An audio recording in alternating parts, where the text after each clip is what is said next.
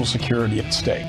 Securing that border, the threats, I can tell you, it not only drug cartels, opioids, we stop 10 terrorists every day from getting into this country. If you see anybody from that cabinet in a restaurant, in a department store, tell them they're not welcome.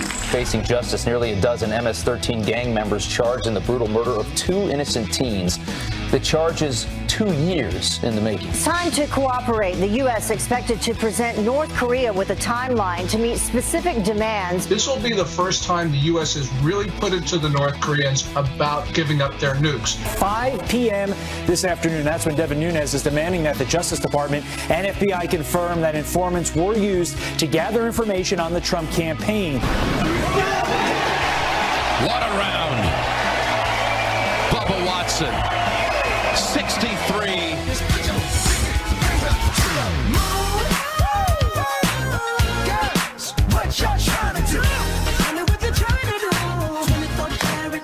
Live from Midtown Manhattan, it is Welcome Aboard to the Mezzanine Level. It's Fox and Friends. Come on in, Dave, with the steady cam. Good to have you.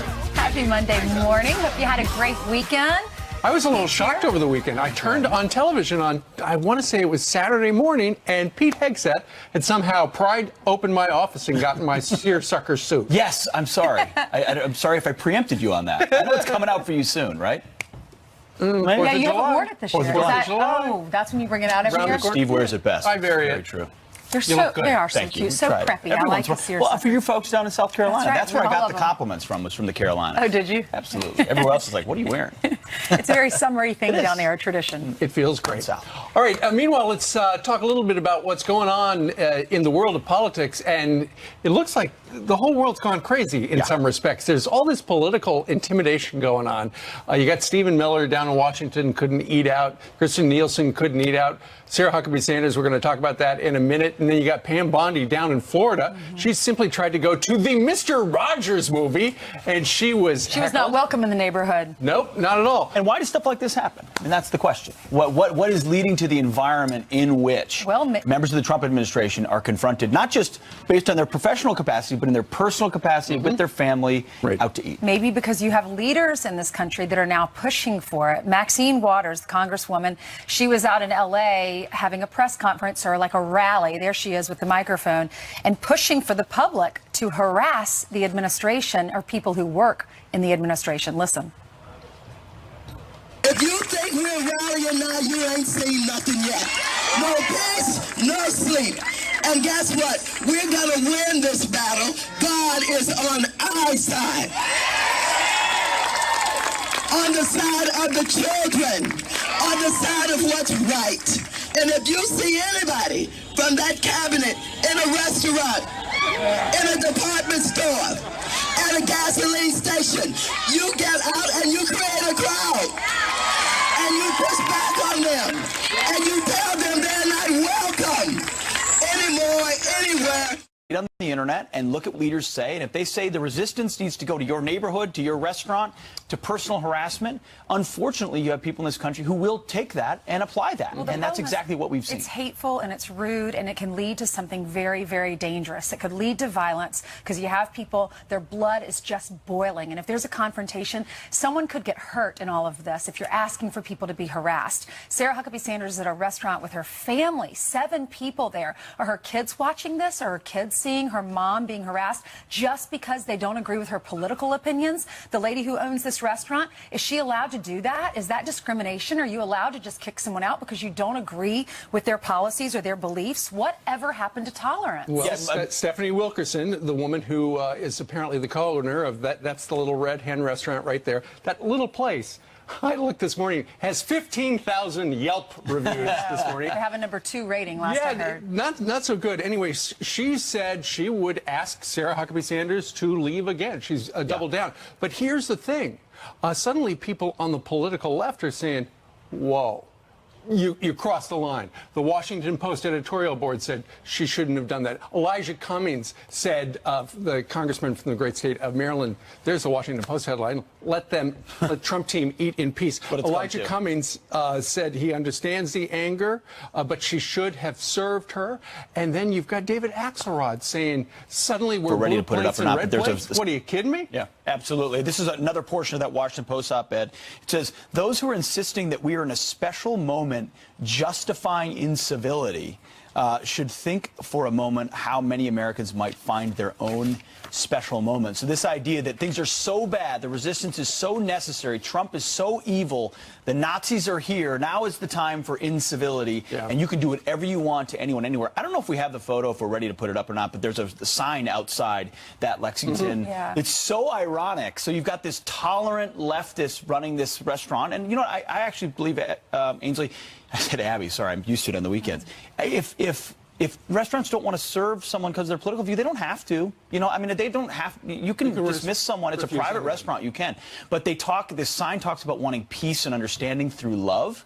It's like, well, if that's your goal, that's how you come to understanding is through love, then why don't you sit down and talk to Sarah Huckabee Sanders and have a conversation? There it is right here. Love is the only force capable of transforming an enemy into a friend. So if this restaurant owner sees Sarah Huckabee Sanders and the Trump administration as an enemy, then why not love them? She tweeted out, I politely left, meaning the restaurant. Her, the owner, her actions say more about her than they do about me. Yes. I always try to be respectful. There's a state representative down in Florida by the name of Jackie Toledo. I was reading her story in Politico, which talks about all this intimidation. And they say, we've never seen anything like this in this country. She said, there's not more energy on the left, on the political left. There's more hatred. She said, I signed up for this, but my kids, I thought kids were off limits. Family is off limits. And it backfires when you attack families. Well, what do you think? Do you think this is backfiring on the left, or do you think it's a very effective tool in trying to raise awareness about the president's policies? Let us know. friendsoffoxnews.com. You could tweet us. You could Facebook us as well. Well, one of the key targets of that hate, of course, is ICE, Immigration and Customs Enforcement. They're a subdepartment of the DHS. They're the ones out there enforcing our immigration policies at the border and internally. People who overstay their visas or are here illegally. Well, in Portland, Oregon, a very liberal bastion itself, whose mayor is part of the resistance and happy to be a sanctuary city. They've been protesting. What is it? They what are they occupying? Occupy ICE outside of this ICE facility. They want to abolish ICE essentially. For 8 days now, they want to abolish it. They say they're Nazis. They say it's their tactics are equivalent to the Gestapo, and they're blocking them from doing their job. Yeah. The camp has grown so big in the last week. They've moved it from the actual ICE facility down to City Hall. And apparently, at one point, they took down the American flag and put up a flag that says refugees welcome as well. Yeah, there was one woman who says she was, and there they are taking down the flag. One woman says she was assaulted by the protesters. She was punched, and they tried to take her electric wheelchair apart. But apparently, the police say it's not quite the story. She apparently ran her wheelchair over what they considered to be a sacred rug, and they told her to get out of there, and she didn't like it. I was watching some of the Sunday shows over the weekend, and you had a lot of Democrats that were saying abolish. It all started with Cynthia Nixon. Remember, she was on The View last week and said abolish ICE. And then you had some others that jumped on that bandwagon, Kamala Harris. Well, Senator Angus King was on one of the Sunday shows. He's the independent from Maine, and he said you can't abolish this agency without abolishing their function. You have to have their function. He said you have to have someone who's administering, or an agency that's administering immigration into the immigrants' needs. Unless you just want open borders. That's exactly right. Why are we not having a civil conversation right now? Because the left truly wants, we're going to tear down the American flag and say all refugees welcome because we want open borders and unlimited, unfettered access. Trump says we want a wall. We believe in citizenship. We support law enforcement. I'm sorry. Is it allowed to block federal officials from doing their job? Like, is that not illegal? You can protest. It is. But the mayor, to your point, you know, he's not on the political side of ICE, and he said, I don't want to provoke the police. I don't want the police to get sucked into anything with the protesters, so just back off, let them do whatever. The local police can't pull back the protesters to let ICE do their job. It's like more sanctuary city. And Homeland Security employees are being warned. There was a memo that was sent out to all the employees to lock your doors. If you are in a dangerous situation, call 911. They're worried for their safety. Remember the Black Lives Matter moment? Pigs in a blanket, wrap them like bacon. rhetoric can translate into violence. Let us know what you think. Meanwhile, 6:10 here in New York City, and Jillian joins us. Good morning to you. Good Monday morning to you at home as well, following a series of news stories here. So let's start with this. A small plane crashing overnight in a Detroit neighborhood, killing 2 people on board. Another passenger, a 17-year-old, in critical condition. Police believe the aircraft hit a tree before flinging a propeller into the street and landing upside down. The FAA saying the pilot reported a technical issue and low fuel before crashing. The plane was heading from Arkansas to a Michigan airport. A GOP congressional candidate from South Carolina recovering from 2 major surgeries after a car crash. Katie Arrington is expected to make a full recovery. She was injured Friday night in a head-on collision with a wrong-way driver. The driver of that car was killed in the crash. With President Trump's support, Arrington beat incumbent Mark Sanford in South Carolina's GOP primary earlier this month. Millions of voters across the country set to hear final pitches today before hitting the polls in 7 states tomorrow. President Trump is heading to South Carolina this afternoon to rally for Governor Henry McMaster. He's hoping for a runoff win over Republican challenger John Warren. McMaster was the first statewide elected official to endorse the Trump campaign back in 2016. Friends and family gathering to say final goodbyes to our dear friend Charles Krauthammer. Bret Baier, Brit Hume, and Dana Perino among the many paying their final respects. The beloved political commentator laid to rest in Maryland. Krauthammer passed away last week following a long battle with cancer. He was 68 years old. And a wonderful man that none of us will ever forget. And the special about his life ran a couple of times over the weekend. Each time I just got sucked into it and I watched it again. Yeah, really. He was a genius. He was. He sure was. All right. 6:12 now here in New York. A dangerous threat exposed. 11 MS-13 gang members now charged in the brutal murder of 2 teenagers. The police chief leading the investigation is going to join us next. Plus, Jimmy Fallon says he regrets messing with President Trump's hair on his show because it humanized him this morning. The president is telling him to, quote, be a man, Jimmy. The reaction pouring in overnight.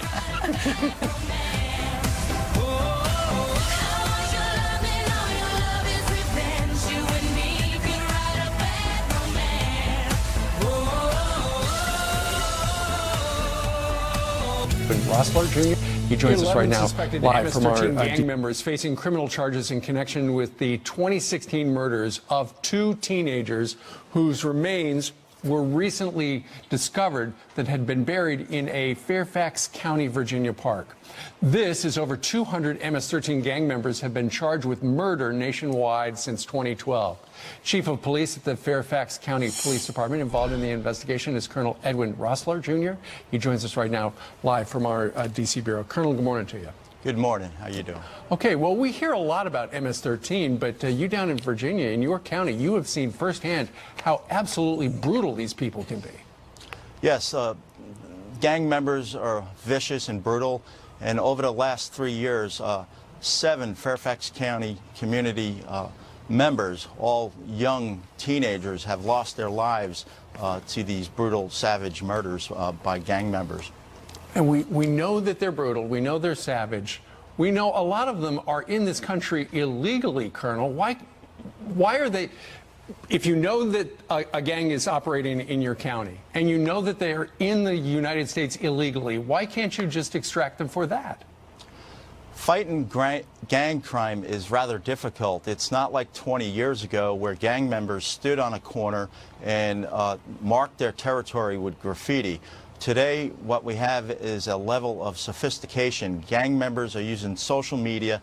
They are on a dark side of IT, and they are targeting our elementary and middle school children for recruitment. New arrivals to our country who lack any sort of family or parental structure, and gangs are providing a parental family structure which attracts these young kids, and that's what we're up against. And we need our communities to engage with us to prevent and fight gang crime. How much coordination is there between your department and, say, ICE? Going back to my earlier question about people who are in the country illegally involved in criminal gang activity, you would think that that would be a pretty easy deal to go ahead and say, you know what, let's go ahead and have some sort of a hearing on this person and see whether or not they have got to go. Fairfax County Police Department is one of 50 major city and county agencies in the United States where we proactively have a gang task force that works with the criminal side of Immigration and Customs Enforcement on the task force. So we have local, state, and federal partners, and we target gang members to try to apprehend and arrest them. And then the administrative side of ICE, it's their responsibility as the federal government to then deport these violent criminals. I understand you told Colonel, one of our producers, it's in the notes here that part of the problem regarding this is the breakdown of the family. Correct. Absolutely. And there's no family structure in the majority of these gang members that we encounter, whether it's children that were savagely murdered or the suspects that did the murder. They do not. They lack a parental structure, and that's the weakness in our nation. That's where they get recruited by the gang. The gang offers them money, opportunity, status, and makes them feel good. And that's where we have to combat this as a community together with law enforcement. And it sounds like you're doing what you can. All right. Colonel Edwin Roessler, Jr., Chief of Police, Fairfax County Police Department. Sir, thank you very much. You're welcome. Thank you. Have a great day. So what do you think about that? Let us know. Friends at FoxNews.com. Meanwhile, it's happened again. A fast food chain under fire for refusing to serve police officers. Plus, the resistance reaching a fever pitch in Hollywood. Peter Fonda posting it last week. You heard that. Seth Rogen snubbing Paul Ryan. Former Home Improvement star Zachary Ty Bryant here with a message his Hollywood friends need to hear. And he is next.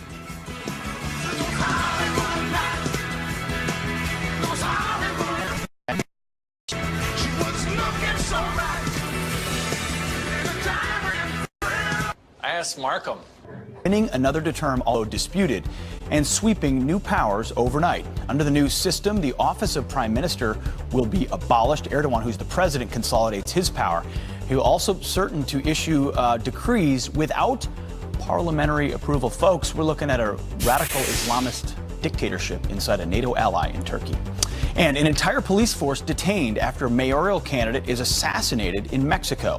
Local media reporting the Ocamp officers suspected of being involved. Fernando Angeles Juarez was shot Thursday. At least 18 candidates have been killed leading up to the July 1st elections. Wow, elections are actually more difficult than we realize. Ainsley. Thank you so much, Pete. The anti-Trump resistance reaching a fever pitch in Hollywood. Actor Seth Rogen proudly claiming that he rejected House Speaker Paul Ryan's request for a photo in front of the speaker's children. The actor, Peter Fonda, posting that obscene tweet involving kidnapping President Trump's son, Barron, that resulted in the Secret Service being notified, and then the actor apologizing. Why do these celebrities go so low? Here to discuss this is the former Home Improvement star, actor, and producer Zachary Bryan. Zachary, thank you so much for being with us. Happy to be with you. Thank you, Ainsley. You're welcome. How do you classify yourselves when it comes to politics? Conservative or liberal? I'm very much more on the conservative side. I almost consider myself kind of conservative libertarian. Okay, so when you see what Hollywood is doing, how does it make you feel, and why are they so off the rails? Yeah, it's really disappointing. I think Seth is a really funny guy. I think he's his own brand. It's his prerogative. But at the same token, he's obviously not very solution focused. He had this opportunity to have some dialogue with Paul Ryan, maybe express his disagreements, maybe influence him on some level, and maybe they could have worked together to help, help the problems that he has. But instead, he draws the line in the sand. He kind of upsets the two sons, and then he goes on Stephen Colbert and brags about it. So I don't know if there's any progress being made there. Yeah, this is what he tweeted. He said, "Oh man, now my TL is going to be filled with virtue signaling snowflakes who are offended by my free speech." I mean, you're right. He does have the right to say, "I don't want to take a picture with you." But what's the harm in taking a picture, even if you disagree with them politically? Yeah, you're absolutely right. I mean, one thing that I was taught by my mother and father growing up, and especially being in the public eye, is that it is your fans that make you who you are. Mm-hmm. Without them, you really are nobody, and you're not making the money you're making. You don't have the fame you have. So, you know, again, it's drawing the line in the sand. It's separating half of this country that probably now might not want to support him in his endeavors as he moves forward. Yeah, never forget from where you came. They're putting food on his table. He needs to remember that. Kathy Griffin, she's back in the news. She tweeted out a picture with Stormy Daniels, and she wrote, "I support you 100%. Hashtag F the F word, Trump." Both of them are shooting the bird. We're fuzzing that out in that picture. Then she also tweeted out, "F you, Melania. You know damn well your husband can end this immediately, you feckless, complicit piece of blank." I mean, that is hateful. Why such extreme rhetoric? Yeah, it's just vulgar. You know, this is a sign that they're losing. This is a sign. You know, I've been saying this for a while now, but they have no message. If your message is hate Trump, you're really not getting very far, you know, with your agenda and what you're trying to accomplish. And where's the tolerance? Well, there is no tolerance. That's what I've been saying for so long. If they disagree. I mean, the party of there's only tolerance if they agree with them. The party of tolerance is only tolerant if you agree with them. Exactly. And you either fall in line or get out of line, basically. It's very much a one-way street. You know, it's kind of coming from a lot of your elitists and then their little minions that kind of just do whatever they say, in my opinion. And it's very frustrating. I feel like, you know, on the right, we have a lot more free thinkers. We even disagree with each other at times. One thing I will give the left and liberals is that, you know, they stick to the agenda. You know, you saw it with Bernie Sanders. I mean, when we saw that they basically, you know, corrupted his campaign and weren't letting him move forward. I mean, you know, they stuck together. You would have thought Bernie Sanders would have gotten really upset and turned on Hillary, but instead he fell in line. This is kind of how they work, and they do stick together, but they don't have a message, and we do. We're denuclearizing the Korean Peninsula. We're going for fair trade. We're trying to make this country great again, and I'm behind it 100%. Zachary, I know it's tough to talk about that and to support the administration in Hollywood. So we appreciate you coming on, and you have every right to have your beliefs as well. So thank you. Have a great day. Well, I appreciate it, Ainsley. Have a great day. Likewise. Thank you. Coming up, the left taking its hatred for ICE to a whole new level. I think we need to abolish ICE. That seems really clear. We can protect our borders without being cruel to kids. Abolish ICE! Abolish ICE! Now, some protesters are even removing the American flag. Plus, it's deadline day for the DOJ and for the FBI to explain their informants in the Trump campaign. Dan Bongino says this is the real collusion story, and he's going to join us next. Like the rivers and the woodlands, wild and free.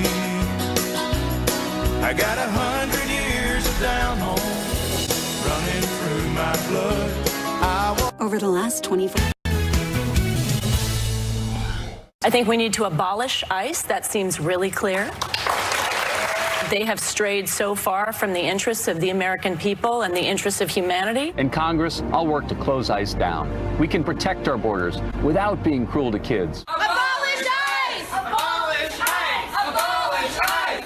When Cynthia Nixon said, you got to abolish ICE on The View, who were those people who were applauding? Oh, yeah, that's a good idea. Have you ever sat in that audience? At least this is the way it was one time when I went to The View a long time ago. They hold up signs and they say claps. It's just up there. Yeah. Maybe that's what it is. Ultimately, though, is that a good idea to abolish ICE? Let's bring in Dan Bongino, former New York City Police Department officer. He was in the Secret Service, and he hosts a wildly successful podcast called The Dan Bongino Show. Dan, we know that there are a lot of people in this country who do not like the whole idea of separating families at our border. We know that. We get that. But is there a connection between that and getting rid of our enforcement agency known as ICE? No, Steve. I mean, that idea is insane. But guys, it's not new.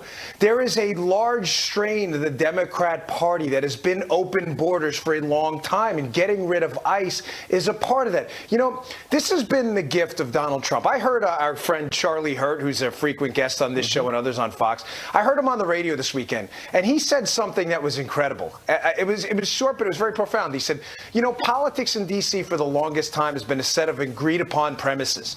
And the agreed upon premises, Donald Trump is shaking that whole thing up. The Republicans were afraid of the media, and they said, just give us power, but media people leave us alone. And the Democrats have been moving farther and farther and left while the media's covered up for them. Their anti-gun agenda, their open borders agenda. The gift of Donald Trump, guys, has been the ability to expose the Democrats for what they are. This abolish ICE, open borders, take your guns, tax cuts or crumbs. This is who the Democrats are. It's who they've always been, and Donald Trump has exposed them. And will that be what they run on? We were talking about it in the break, Dan. In addition to abolishing ICE, repealing tax cuts and open borders, they're running on government-run health care, Medicare for all. I mean, these are their policy positions going into the 2018 midterms. Is this what Americans are looking for?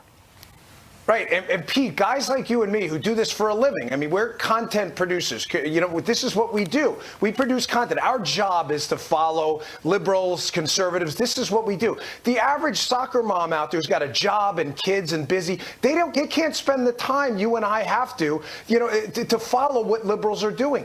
This has been them the whole time. We know this. Are they going to run on this? Here's the answer. No, they're not. The majority of Democrats are going to run away from it. But make no mistake, Pete, this is exactly who they are, and Republicans running against them are going to absolutely pin this to them. All of these campaign ads, Kirstjen Nielsen, people screaming in front of her house, Maxine Waters screaming, almost nearly inciting violence at a rally. All of this stuff is going to become part of campaign ads. This is who they are. Some of them will run away from it, but good Republican candidates should not let them. This is the Democrat Party. Well, Maxine Waters at that rally that you're referring to in LA over the weekend, she likes the fact that these people who support President Trump or work for President Trump, that they're booed or they're forced to leave restaurants in front of their family members and that they're being harassed. In fact, she's calling on people who don't agree with this administration to keep it up. What's your reaction? Yeah. Ainsley, I didn't mean to steal your segue there with Maxine Waters, but I watched this video, and as a former Secret Service agent who proudly, by the way, protected Barack Obama, George Bush, and Bill Clinton when I started, proudly. I mean, politics has nothing to do with it. There are ways, Ainsley, to petition public officials. There's nothing more American, by the way. There's also ways to protest them. There's nothing more American than that. Right. But while they're with their families in restaurants, you think this is appropriate? And here's what worries me about this. What worries me is not all Democrats, but a large swath of the Democrat Party is infested with these radical liberals that have no emergency brake on their behavior. Conservatives, largely speaking, are attached to big R rights from God. We don't ever engage, ever, in proactive violence, ever, because it's just not part of our moral code. There's this wing of the Democrat Party with these radical liberals who have this ends justifies the means mentality. And what worries me, what frightens me legitimately, is there's no emergency brake. When do they stop? People were clapping at that rally for Maxine Waters. Imagine if it were President Obama and Michelle Obama and their two daughters. How humiliating. Who would ever support that? It's just...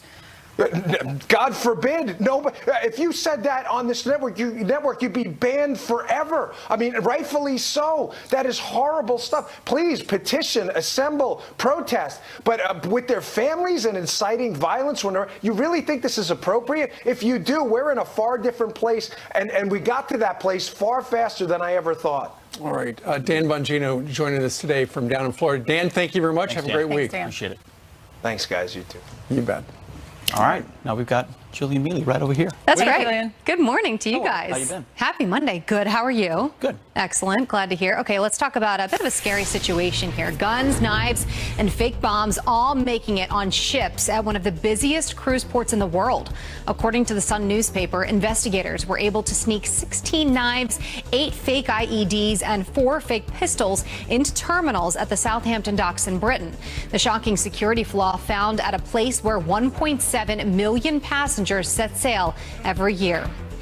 Burger King under fire. Employees at one location in Louisiana are fired after refusing to serve 2 uniformed deputies. The workers apparently telling the deputies just done with SWAT training they were all out of food. The Assumption Parish Sheriff's Public Information Officer writing in an editorial, quote, "These same Burger King employees in the event a robbery was occurring at the time would have expected these 2 deputies to take a bullet for them, and those deputies would have." The restaurant owner says employees refused service to several people, not just to the deputies. Senator Joe Manchin rushes to the rescue, saving fellow Senator Claire McCaskill from choking. The West Virginia Democrat performing the Heimlich maneuver on McCaskill at a recent luncheon. McCaskill now left with a broken rib. The pair are seen as two of the most vulnerable Senate Democrats up for re-election this year. Baseball players are known for their superstitions, right? But this Astros player just took it to a whole new level. Third baseman Alex Bregman, in the middle of a slump, ditches his mustache mid-game. It didn't work, though. I wonder what prompted it. A clean-looking Alex Bregman. Yeah, he's not too happy there, huh? Well, he did not come up with a hit the entire game. His team came out on top. The Astros won 11-3 over the Kansas City Royals. So that's just like 5 o'clock shadow, it looks like. That's not like a full-on mustache, though. Baseball players wildly superstitious. I know. It's true. All athletes are, I think. It's true. Where did he go to do it? Like in the dugout? Was he shaving it in the dugout? Did he just happen to have a razor with him? Just like, hey, here we go. Like that. All right, Jillian, thank you. 20 minutes before the top of the hour, an out-of-control wildfire tearing a path of destruction and forcing thousands out of their homes in Northern California. Look at that. Just a small chunk of the fire, unfortunately, has been contained. Mandatory evacuations are now underway as the conditions out there are getting worse. And Janice Dean is going to join us now with the latest. Hey, Janice. Yeah, we've got extreme to exceptional drought across the Southwest and California. They need the moisture, unfortunately, not in the forecast. And it's going to remain very warm and dry across portions of the Southwest. California stretching in towards the southern plains. So that's going to be a big problem over the next couple of days. You can see no rain in sight for this area, but we do have rain and the potential for flooding across the central U.S., the central plains, stretching into the Ohio Valley, parts of the mid-Atlantic and the southeast, where we could see the threat for hail, damaging winds, isolated tornadoes, and heavy rainfall as well. There's the model forecast that doesn't seem to be showing. There you go. So a couple of inches across those areas as well. We have this frontal boundary, and along that frontal boundary is where we've seen the potential for heavy rain. There are your highs today. Very warm across the south. A beautiful 81 degrees here in New York City with partly sunny skies. Janice, I always learn something from you. I didn't know it was severe to extreme to exceptional. Yes, across the Southwest. I didn't know that was a category. That is a drought monitor, something that we watch, especially across the West. In other words, look out. Look out. I'm glad you're learning, Pete. I'm always listening to you, Janice, always. Thanks, All right. Janice. Dismantle your nuclear arsenal. The United States set to give Kim Jong-un his marching orders in a timeline of demands. What should those demands be? We're going to break it down next. Plus, be a man, Jimmy. Why the president is now firing back at another late night host about hair, apparently. 'Cause baby, now we got bad blood. Hey, now we got problems, and I don't think we can solve them. You made a really deep cut, and baby, now we got bad blood. Hey. What should those demands be, and what should a timeline look like? How long? That's the big question. Joining us now for his first appearance as a newly minted Fox News contributor, retired Delta Force operator and 25-year Army veteran, Lieutenant Colonel Jim Reese. Colonel, thanks for joining us, and congratulations in joining the Fox News family. We appreciate you being here and all of your service. You got it. Well, talk to us about this timeline. So we saw the meeting, got a lot of promises, a lot of hope for denuclearization. How long should this timeline be, and what needs to be in it? Well, Pete, first and foremost, we have to remember that this is just not a U.S. timeline. This is a negotiated settlement for the Korean Peninsula. So our negotiators will work very diligently and very close with the South Korean government to make sure we understand some of the nuances that have to be done, the cultural nuances that have to be done during the negotiations, to make sure it meets the Korean Peninsula. The one thing I think we need to be careful about, and I saw that, right away we go into a 2.5-year time period, which also, coincides with the president's, timeline in before his reelection campaign. Yeah. So that's something I think that we make mistakes sometimes. We've seen it in Afghanistan, Iraq, other negotiations where we tie it with the president's timeline, and that's not something. Now, 2.5 years, I think, is an okay timeline, but if it starts slipping to the right, we don't want to press that back inside to the left. Got it, because of political demands, and we have seen that, you're right, on the battlefield, and unfortunately that does end up playing a part. What aspect of the timeline will be key to you, and how soon should we be demanding joint inspections? How soon should we demand material leaving that country, things like that? Yeah, well, first and foremost, the number one factor that I believe is critical is that in these negotiations that there are joint inspection teams that are allowed to get in there. So that initially starts off in an assessment. What truly is in North Korea? What does our intelligence community, based off what the assessment teams will do, how do those match up? And then, I mean, this isn't something you just turn the lights off and go to bed and call it a day. This will take time. There's going to be a lot of work that needs to be done. They have to get rid of all this nuclear fission that's out there, and the other materials are out there. So this will take some time. But I would say within the next 6-12 months that we have our first inspectors in, we'll be on mark. One last topic, Colonel. Over the weekend, we had a North Korean expert point out that North Korea is getting rid of a lot of its anti-U.S. propaganda in its state media, something a lot of people have missed. How significant is that? Because they've been telling their people how horrible we are for decades, and how significant is this change? I think it's a very great good faith gesture by the North Koreans. One, it gets their people aligned with, what their president wants to do, along with these negotiations.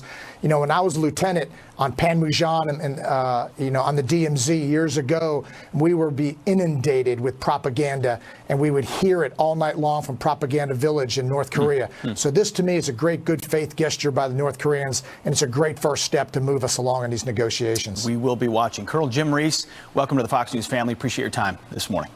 Thanks, Pete. You got it.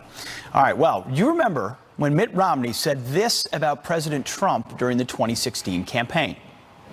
Donald Trump is a phony, a fraud, a con man, a fake. He's playing the members of the American public for suckers. Well, now Senate candidate Romney says he's not done speaking out yet. And all she wanted was to find the man of her dreams. But now she's suing a dating site for turning her life into a nightmare. Carly Shimkus with that topic and the day's other trending stories coming up next.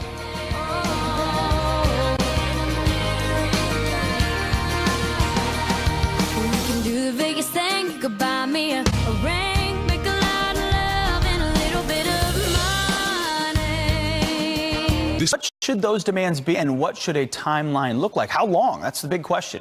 Joining us now for his first appearance as a newly minted Fox News contributor, retired Delta Force operator and 25-year Army veteran, Lieutenant Colonel Jim Reese. Colonel, thanks for joining us, and congratulations in joining the Fox News family. We appreciate you being here and all of your service. You got it. Well, talk to us about this timeline. So we saw the meeting, got a lot of promises, a lot of hope for denuclearization. How long should this timeline be, and what needs to be in it? Well, Pete, first and foremost, we have to remember that this is just not a U.S. timeline. This is a negotiated settlement for the Korean Peninsula. So our negotiators will work very diligently and very close with the South Korean government to make sure we understand some of the nuances that have to be done, the cultural nuances that have to be done during the negotiations, to make sure it meets the Korean Peninsula. The one thing I think we need to be careful about, and I saw that right away we go into a 2.5-year time period, which also coincides with the president's timeline in before his reelection campaign. Yeah. So that's that's something. I think that we make mistakes sometimes. We've seen it in Afghanistan, Iraq, other negotiations where we tie it with the president's timeline, and that's not something. Now, 2.5 years, I think, is an okay timeline, but if it starts slipping to the right, we don't want to press that back inside to the left. Got it, because of political demands, and we have seen that, you're right, on the battlefield, and unfortunately that does end up playing a part. What aspect of the timeline will be key to you, and how soon should we be demanding joint inspections? How soon should we demand material leaving that country, things like that? Yeah, well, first and foremost, the number one factor that I believe is critical is that in these negotiations that there are joint inspection teams, they're allowed to get in there. So that initially starts off in an assessment, what truly is in North Korea. What does our intelligence community, based off of what the assessment teams will do, how do those match up? And then, I mean, this isn't something you just turn the lights off and go to bed and call it a day. This will take time. There's going to be a lot of work that needs to be done. They have to get rid of all this nuclear fission that's out there, and the other materials are out there. So this will take some time. But I would say within the next 6-12 months that we have our first inspectors in, we'll be on mark. One last topic, Colonel. Over the weekend, we had a North Korean expert point out that North Korea is getting rid of a lot of its anti-U.S. propaganda in its state media, something a lot of people have missed. How significant is that? Because they've been telling their people how horrible we are for decades, and how significant is this change? I think it's a very great good faith gesture by the North Koreans. One, it gets their people aligned with what their president wants to do, along with these negotiations. When I was lieutenant on Panmunjom and on the DMZ years ago, we would be inundated with propaganda, and we would hear it all night long from Propaganda Village in North Korea. So this, to me, is a great good faith gesture by the North Koreans, and it's a great first step to move us along in these negotiations. We will be watching. Colonel Jim Reese, welcome to the Fox News family. Appreciate your time this morning. Thanks, Pete. You got it. All right. Well, you remember when Mitt Romney said this about President Trump during the 2016 campaign. Donald Trump is a phony, a fraud, a con man, a fake. He's playing the members of the American public for suckers. Well, now Senate candidate Romney says he's not done speaking out yet. And all she wanted was to find the man of her dreams. But now she's suing a dating site for turning her life into a nightmare. Carly Shimkus with that topic and the day's other trending stories coming up next.